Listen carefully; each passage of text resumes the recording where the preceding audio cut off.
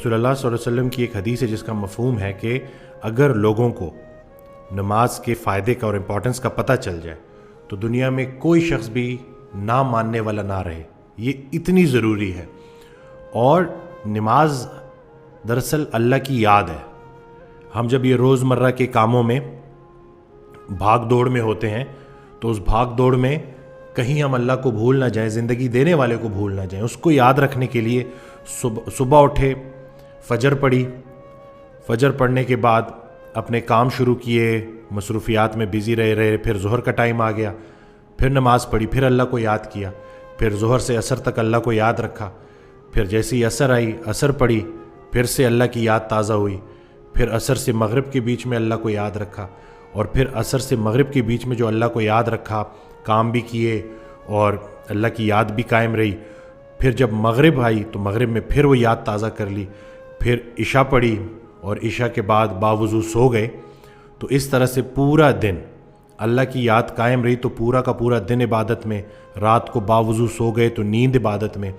حضرت واصف علی واصف رحمۃ اللہ علیہ ایک آڈیو میں بیان فرماتے ہیں کہ آپ کی پوری زندگی میں سے عبادت کو نکالا جائے گا اور اس کو تولا جائے گا. تو اگر آپ کی پوری زندگی ہی عبادت نکل آئی تو پھر تو نیت ہے جی.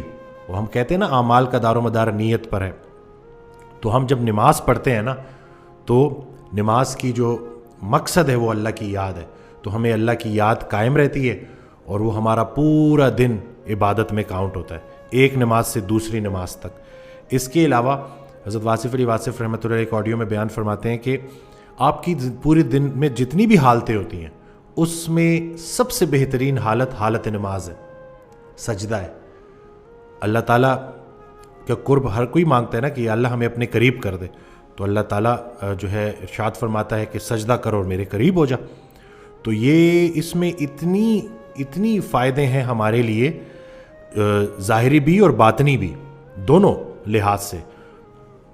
تو ہم اگر ان باتوں پہ عمل کرنا شروع کر دیں گے اور ہماری پوری زندگی ہی عبادت میں شمار ہونا شروع ہو جائے گی, تو یہ جو دل کا سکون ہے نا, یہ دنیا کی بہت بڑی سب سے بڑی دولت ہے جو دل کا سکون ہے, اور وہ آپ کو اللہ کی یاد کے بغیر مل نہیں سکتا.